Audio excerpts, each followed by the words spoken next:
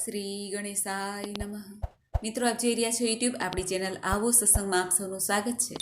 મિત્રો, આજે આ વિડીયોમાં આપણે જાણશું કે આપણી સાથે કે કોઈ પણ મનુષ્યની સાથે દૈવીય શક્તિના આશીર્વાદ છે, દૈવીય શક્તિ અનુકૂળ છે કે નહીં તે કેવી રીતે જાણવું, તેના માટેના 11 સંકેતો, ખાસ સંકેતો છે તેને જાણશું કે આ સંકેતો જો આપણા જીવનમાં કે તમારા જીવનમાં જોવા મળે તો સમજવું કે પ્રભુના આશીર્વાદ છે, કુદરતના આશીર્વાદ છે, પરમ શક્તિ પરમાત્માના આશીર્વાદ છે, દૈવીય શક્તિના આશીર્વાદ છે. તે સંકેત કયા છે તે આપણે આ વિડીયોમાં જાણવાના છીએ. જો આપને આ વિડીયો પસંદ આવે તો લાઈક કરજો, શેર કરજો અને આ ચેનલ પહેલી વખત જોઈ રહ્યા છો તો સબસ્ક્રાઈબ કરી લેજો, જેથી આવનાર નવા વિડીયોની માહિતી આપ સુધી તુરંત પહોંચી શકે. ધન્યવાદ. મિત્રો, આપણા દ્વારા કંઈક ને કંઈક શુભ કાર્ય થતા હોય છે, સાથે પાપ કર્મ પણ ક્યારેક ક્યારેક થતું હોય છે.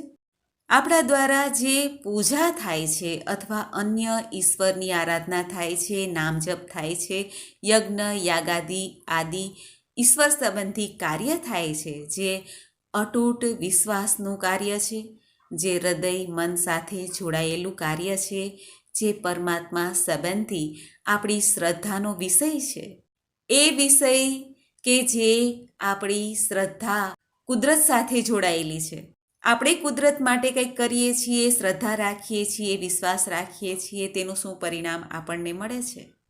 પંડિતો તથા જાણકારો અનુસાર ભગવાનની પૂજા આદિ કરવાથી મુખ્ય કારણ તો એ છે કે આપણે પ્રસન્નતા પ્રાપ્ત કરી શકીએ, જીવનમાં આગળ વધી શકીએ, જીવનમાં શુભ પરિણામ લાવી શકીએ. ઘણી વખત લગાતાર ભગવાનની કે ઈશ્વરની સહાયતા આપણને અથવા કોઈ પણ જીવને કે જેને કુદરત ઉપર શ્રદ્ધા છે તેને મળતી રહે છે, ચાહે તે પૂજા પાઠ કરે કે ના કરે. અને હંમેશા આ ચમત્કાર જીવનમાં દેખાય છે, જેને આપણે જાણતા હોવા છતાં પણ અજાણ રહીએ છીએ કે આ અચાનક આપણા જીવનમાં શુભ કેવી રીતે થઈ જાય છે. કોઈ આપણું ખરાબ કરવા ઈચ્છતું હોય અને બની જાય સારું, કોઈ આપણને ખોટા માર્ગે દોરે અને ત્યાં પણ સારું પરિણામ મળી જાય. એ ચમત્કાર જ છે ને. ઘણા લોકોને જીવનમાં ઘણી સમસ્યાઓ હોય છે જે આસાનીથી હલ થતી નથી અને સમસ્યા ચાલ્યા જ કરે છે અને છતાં પણ ક્યારેક અચાનક જ તેમની પાછળ દૈવીય શક્તિનો હાથ હોય અને સમસ્યામાંથી તુરંત નીકળી પણ જાય છે. ત્યારે એને આશ્ચર્ય થાય છે કે આટલા વર્ષોથી આપણે હેરાન થતા હતા અને અચાનક જ આપણે આમાંથી કેવી રીતે બહાર નીકળ્યા.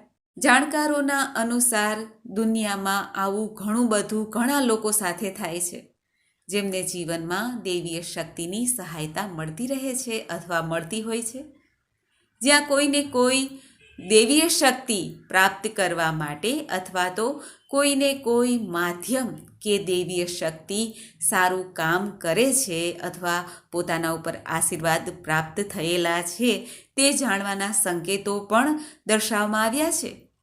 એવા સવાલ પણ મનમાં ઉઠતા હોય છે કે આપણે તે દૈવીય શક્તિને ઓળખીએ કઈ રીતે, કે એ શક્તિ આપણને મદદ કરી રહી છે, પૂજા પાઠ પ્રાર્થનાની અસર થઈ રહી છે કે નહીં, એ વાત કેવી રીતે જાણવી, આ ઈશારો કુદરતનો કેવી રીતે ઓળખવો.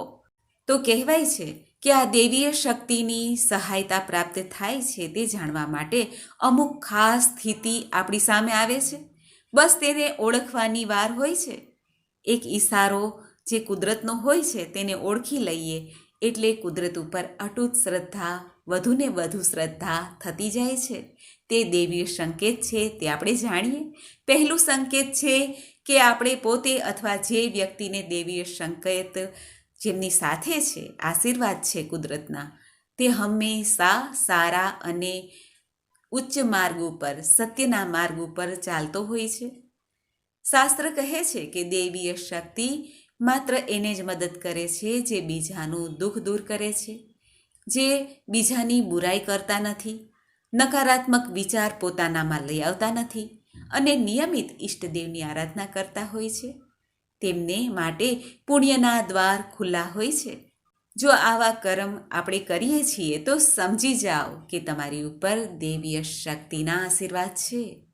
નિશ્ચિત જ દૈવીય શક્તિ આપણી મદદ કરવાની છે. જો તમે આ સાચા માર્ગ ઉપર ચાલો છો તો ભલે તે માર્ગ ઉપર કાંટા હોય, પરંતુ ફૂલ પણ આવશે જ. બસ તમારે એટલું જ ધ્યાનમાં રાખવાનું છે કે તમે સાચા માર્ગ ઉપર, સારા માર્ગ ઉપર ચાલી રહ્યા છો.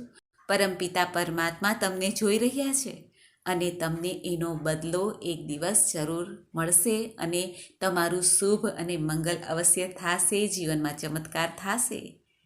બીજો સંકેત છે સ્વતઃ ઊંઘ ઉડી જવી.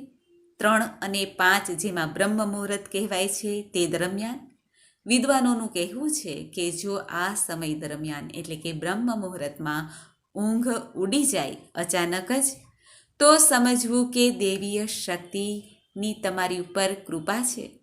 કારણ કે દૈવીય શક્તિ જેની ઉપર કૃપા કરે છે તેને બ્રહ્મ મુહૂર્તમાં, કે જેને આપણે શુભ મુહૂર્ત કહીએ છીએ, પરમપિતા પરમાત્મા કે જે બ્રહ્મ કહેવાય છે તેના મુહૂર્તમાં આપણને જગાડે છે, કે જે સ્વાસ્થ્યપ્રદ છે, આયુવર્ધક છે અને મન તથા શરીરને પણ નિરોગી રાખે છે.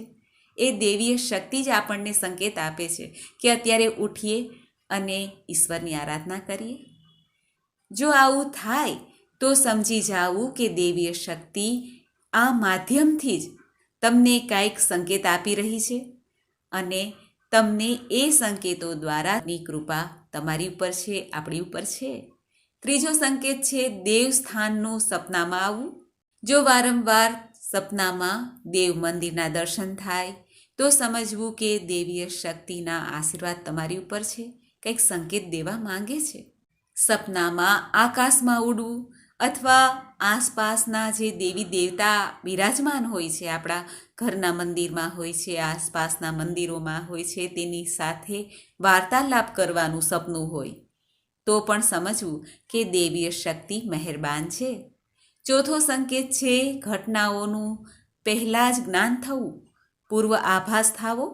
જો તમને આવનારી ઘટના એટલે કે ભવિષ્યમાં જે ઘટના બનવાની છે, હજી બની નથી, તે તમને પૂર્વાભાસ થઈ જાય છે કે કાલે આમ થશે, તો સમજવું કે આ પૂર્વાભાસની શક્તિ પણ દૈવીય શક્તિની કૃપાથી તમને પ્રાપ્ત થઈ છે, કે જેને તમે ભવિષ્યનું જ્ઞાન પહેલેથી જ જાણી લો છો.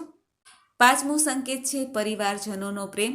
જો તમને પત્ની, દીકરો, દીકરી, માતા પિતા, કુટુંબીજનો બધા જ તમારી આજ્ઞાને માનતા હોય, તમને માનતા હોય, તમારો ખૂબ જ આદર સત્કાર કરતા હોય, તો સમજી જવું કે તમારી ઉપર દૈવીય શક્તિ છે અને દૈવીય શક્તિ તમારી ઉપર ઘણી પ્રસન્ન છે કે સમાજમાં માન મોભો તમને દઈ રહી છે. આ ઉપરાંત છઠ્ઠો સંકેત છે અચાનક લાભ પ્રાપ્ત થવો. જીવનમાં અચાનક જ લાભ ઘણાને પ્રાપ્ત થતો હોય છે, પરંતુ તે લોકો એ નથી જાણતા કે આ દૈવીય શક્તિનો સંકેત છે. જે કાર્યમાં બાધા ઉત્પન્ન થતી નથી અને આસાનીથી કોઈ વસ્તુ પ્રાપ્ત થઈ જાય, આપણી મનોકામના પૂર્ણ થઈ જાય છે, એવું બને છે ને, ત્યારે સમજવું કે દૈવીય શક્તિ આપણી મદદ કરી રહી છે, આપણી મનોકામના પૂર્ણ કરી રહી છે. ઘણા વ્રતો ઉપવાસ કરીએ તો પણ આપણી ઈચ્છા પૂરી થતી નથી, પરંતુ ક્યારેક અચાનક જ આપણા મનમાં આવ્યું અને બીજે ત્રીજે દી જ એ સાકાર થઈ ગયું, તો સમજી જવું કે દૈવીય શક્તિની કૃપા આપણી ઉપર છે. સાતમું સંકેત છે વાતાવરણમાં સુગંધનો અહેસાસ થવો. ઘણી વખત આપણે ઘરમાં બેઠા હોય કે બહાર બેઠા હોય તો અચાનક જ ફૂલની સુંદર સુગંધ મહેકવા લાગે છે અને આજુબાજુમાં ક્યાંય પણ ફૂલ કે સુગંધી તત્વ હોતું નથી, ફક્ત આપણને જ તે સુગંધ કે તે સુવાસ આવે છે. ત્યારે સમજવું કે આપણી આસપાસ દૈવીય શક્તિ હાજર છે, મોજૂદ છે અને એ આપણી રક્ષા કરી રહી છે. આઠમો સંકેત છે એક હવાનો ઝોકો આપણી બાજુથી આવવો અથવા તો પ્રકાશ પુંજનું મહેસૂસ થવું. ઘણી વખત આપણે એવું થાય છે કે આપણે ઊભા હોય છીએ, શાંત વાતાવરણ હોય છે અને અચાનક જ આપણા વસ્ત્ર ઉડી જાય છે અથવા વાળ ઉડે છે અને કંઈક એવું લાગે છે કે બાજુમાંથી કોઈ સરકી ગયું. જોઈએ તો કોઈ ન હોય, માત્ર હવા હોય, અથવા તો પ્રકાશપુંજ ક્યાંયથી દર્શન કરાવે કે આપણને એમ થાય કે અહીંયા તો કાંઈ છે નહીં, નથી લાઇટ, નથી સૂર્ય, નથી ચંદ્ર, છતાંય પ્રકાશ ક્યાંથી આવ્યો, એવો આપણને જ અહેસાસ થાય, બીજા કોઈને નહીં. ત્યારે સમજવું કે આ કુદરતી સંકેત છે, દૈવીય શક્તિનો સંકેત છે કે એ આપણી સાથે છે અને આપણી રક્ષા કરી રહી છે. 9મો સંકેત છે કે આપણી આસપાસ વાદળ છવાવા અથવા ઠંડીનો અહેસાસ થવો. ઘણી વખત આપણે ચાલતા જતા હોય અથવા ક્યાંક બહારગામ ગયા હોય કે પછી આપણે ભૂમિ પર બેઠા હોય કે આકાશમાં નજર પડે તો દેખાય કે અચાનક જ વાદળા ઘેરાવા લાગ્યા છે અને ઠંડી પણ અચાનક જ વધી ગઈ છે, અહેસાસ થાય છે. અને એ ઘેરા વાદળા જાણે કે આપણને કંઈક સંકેત, અલૌકિક સંકેત દઈ રહ્યા છે. તો સમજવું કે દૈવીય શક્તિ આપણી સાથે છે. આવું અક્ષર પૂજા પાઠ જે લોકો પ્રેમથી ભાવથી કરે છે તેની સાથે જોવા મળે છે. 10મો સંકેત છે આપણા કાનોમાં મધુર સંગીત સંભળાવવું અથવા તો રોશનીનો પુંજ દેખાવો. અચાનક જ આપણે તેજ રોશનીનો પુંજ દેખાય અને કલ્પના કરી શકતા નથી કે આ ક્યાંથી પુંજ આવ્યો, અને કાનમાં પણ એક સુંદર મધુર સંગીત સંભળાવા લાગે છે. આશ્ચર્ય થાય છે કે આ સંગીત ક્યાંથી વાગવા લાગ્યું. કાનોમાં એક સુંદર મધુર સંગીત સાંભળીને મન પ્રફુલ્લિત થઈ જાય છે. તો સમજવું કે દૈવીય શક્તિના સાનિધ્યમાં જ આપણે છીએ. આવા લોકોની સાથે આવું અક્ષર થાય છે જેની ઉપર ઈષ્ટદેવની કૃપા હોય, ઈષ્ટદેવના મંત્ર જપ જે લોકો કરતા હોય છે તેને પણ આવા સંકેત અવશ્ય દેખાય છે અથવા જણાય છે. 11મો સંકેત છે ગાઢ ઊંઘમાં અચાનક જ કોઈનો અવાજ આવવો, એવું મહેસૂસ થવું. જ્યારે આપણે રાત્રિમાં ઘોર નિંદ્રામાં સૂતા હોય ત્યારે આપણને એવું લાગે કે કોઈએ આપણને અવાજ આપ્યો છે ને આપણે અચાનક જ ઊભા થઈ જાય છીએ. ત્યારે આપણી આસપાસ કોઈ હોતું નથી, પરંતુ સપનામાં જ આપણને અહેસાસ થયો છે કે કોઈ આપણને જગાડે છે, બોલાવે છે અને સ્પષ્ટ અવાજ પણ સંભળાય છે, પરંતુ બીજા કોઈને સંભળાતો નથી, માત્ર આપણને જ સંભળાય છે.